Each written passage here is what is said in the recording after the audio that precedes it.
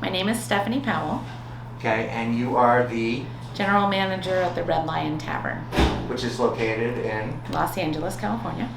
in the, Silver Lake area, I Oh. guess, the east side of LA.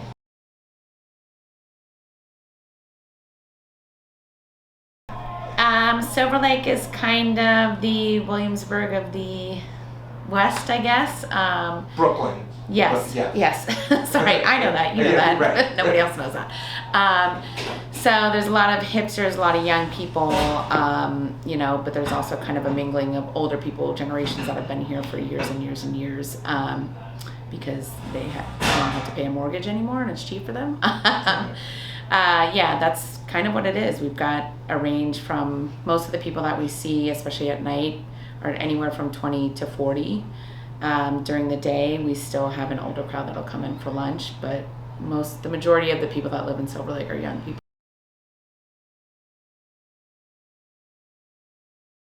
The architecture is great. We're known for our secret stairs. There's a ton of secret stairs hidden around Silver Lake that people can walk up and down.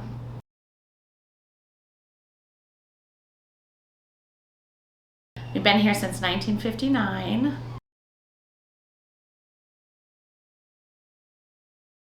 We opened as a German bar, or as a European bar, in 1959. You can kind of see, I don't know if it's on our website, but the lions, our signature lion, changes over the years from a more traditional English lion to a more traditional German lion. We closed down in the 80s, at the beginning of the 80s, and did a whole revamp for about 2 to 3 years, and opened up as a German bar, kind of what you see now. Our patio, our beer garden patio, was built in 1994. It used to be a parking lot back there. And in 1994, we transitioned it over to an outdoor patio.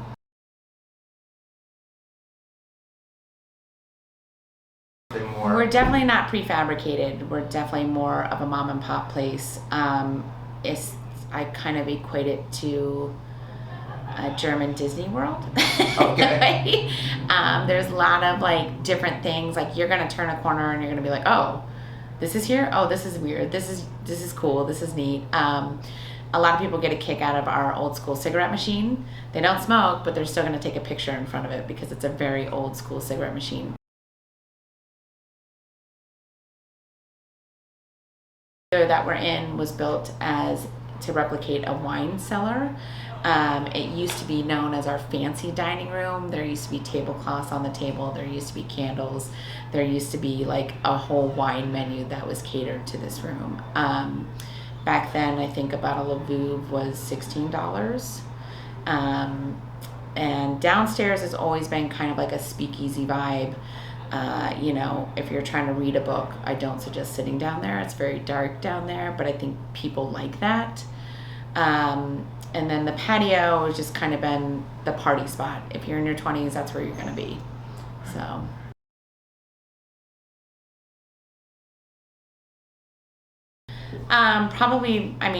I've been here for 10 years. I know for at least 20 years, we've been a Dodger bar. We always have been. As I say, we bleed blue. Every year when it's Dodger opening day, it doesn't fail. The week before, it's like, what time are you opening? What time are you opening? What time are you opening? We generally open about 2 hours earlier on Dodger opening day because people come here at like 10 a.m. and they'll park here and just sit and eat, and they know it's a lot cheaper here than the stadium. We also host a couple soccer clubs. We host the Real Madrid fan club and the Tottenham Hotspurs fan club. Come in mostly on the weekends. Luckily, they're early morning games, and they usually don't coincide with any Dodger games. So, Okay. But it's funny because you'll see the transition from day to night. Different crowd. Yeah, the soccer fans leave and the Dodger fans come in, essentially. And so, the old joke is if the Dodgers win, we'll see a ton of people come back and keep drinking and keep partying. If they don't win, we'll see maybe 2 guys who are just kind of trying to drown their sorrows. Poor guys, right? So, and it also just depends. If it's a weekend game, people will come back no matter what, even if they win or lose, just because, they can. So.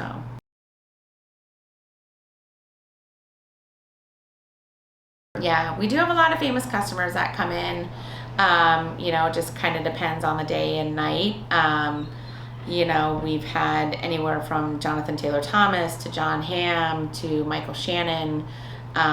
It just depends. They generally all come at night. Okay. And it's not a scene. Nobody's intrusive towards them. There might be one or two intoxicated people that go up to them and try to start a conversation. But for the most part, it's kind of a chill spot for them. They're able to just kind of come and squeeze in a corner and nobody will really see them. Right. So, I mean, there's been plenty of times where, I've seen a famous person, but I don't realize it until they're ready to check out. And I'm like, oh, that person was here.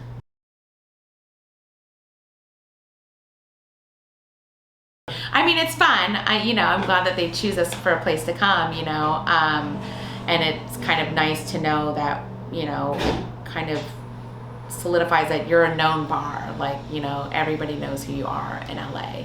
Like, you can say the Red Lion Tavern and people are going to go, oh yeah, I know where that's at,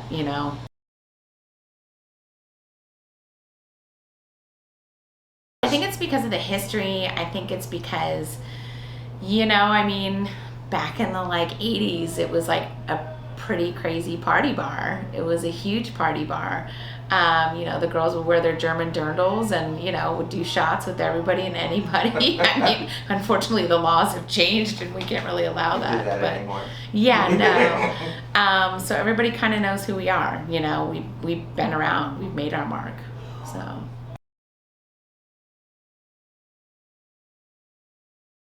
That because I know the Olympics are coming up here and I'm always wondering how many are there going to be Olympians that come here. And we usually do a commemorative stein every time you can see our steins from the 80s when the Olympics were last year.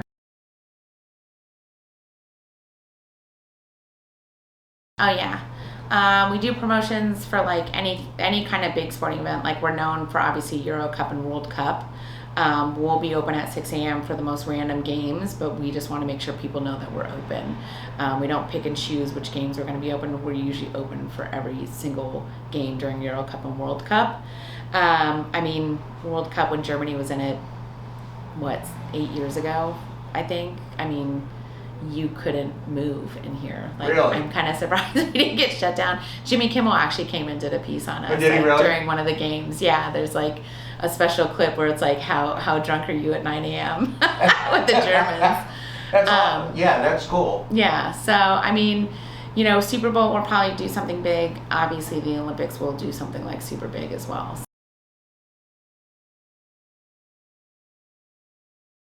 As far as food? Sausage. Really? 100% sausage and schnitzel. Obviously, Germans love schnitzel, but mainly our sausage platter, our pretzels, and our schnitzel.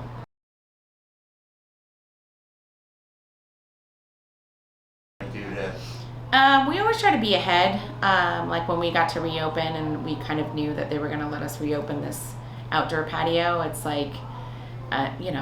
as much as my team wasn't happy about it, I kind of just threw them to the wolves where a lot of people will just say, well, let's figure this out. And I'm like, well, we'll figure it out as we go along. Okay. So, we always try to do specials around sporting events, no matter what it is.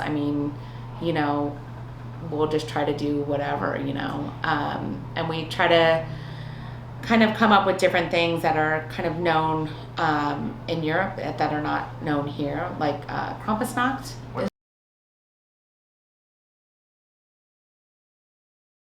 That? Krampusnacht Krampus is the evil spirit of Christmas in European culture. So if you've been a bad child leading up to Christmas, he basically comes and kidnaps you. Oh wow! And takes you down to hell. Wow! So they start telling their children this probably around 4 or 5 years old to kind of scare them straight, I guess. But we throw a huge party here for Krampus, and over the years we were one of the first places in LA to throw a Krampus party, and then 2 years go by and other people are starting to throw them. It's becoming bigger and bigger and bigger, but we're known. We do it one night a year. We go crazy. They look like demons. They look like hairy demons, and we've got 4 or 5 guys that just come for free beer and food, and they dress up as Krampus, and they go around the whole place and scare everybody.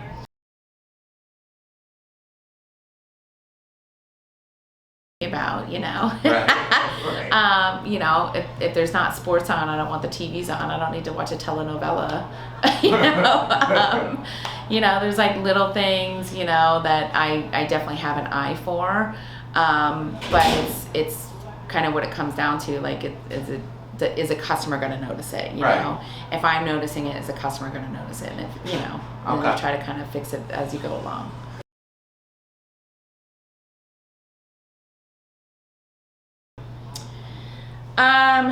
I would say 10 years ago when I moved here from New York, I would say there was little to none of a fan base. I'm also not a baseball person. I'm more of a football person, unfortunately. I would say coming from Florida, they're somewhat equal. Florida's very weird on their fan base. As a Buccaneers fan, there's 0 to none until last year. Right. You know, you got to kind of go through the hard times to get to the good times. Right.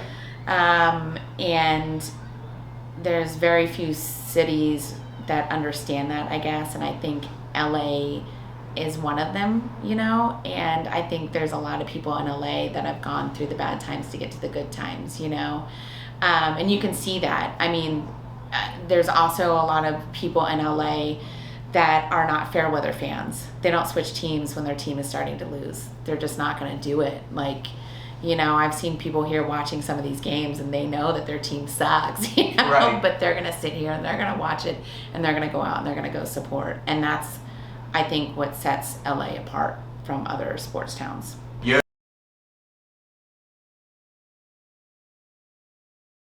I think that's kind of what it becomes a partnership. It's like, if the team's winning, we're winning because more people are coming out, more people want to watch these games. I mean, like I was saying out there, that Lakers championship, I mean, we weren't known as a Lakers bar, but I think people were just itching to kind of watch them in this championship, and it was such a great championship this past 6 months ago or whatever, that people were just lined up around the block to come in and watch this, you know. I think, you know, 2020 was a rough year, and I think people just needed that kick in the butt to see their team win, and I think they were just yearning for that. And when they got it, I think it just meant everything to LA. Thank you.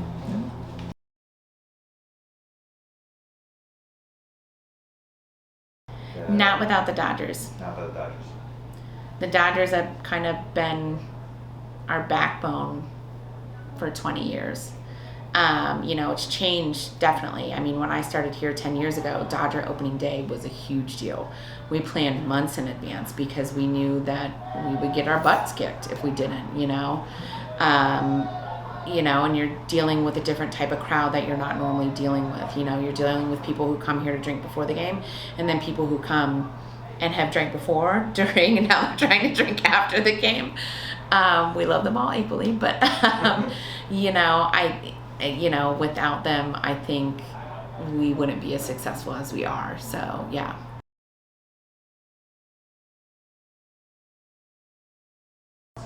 Yeah. And Oh I yeah. was like, oh, this is my sausage spot. Oh yeah. Oh yeah. I mean, we have guys that have come here every opening day for years. We have a group of guys that come once a year, 6 or 7 guys from San Diego that come once a year to go to a Dodger game. They take the train up from San Diego. They come here every year. They have a favorite waitress. They make sure she's working. They come here before the Dodger game, and then they go to the Dodger game. Like, we have guys, yeah, that will come just because they know that, you know, this is the place to go before or possibly after the game. So That's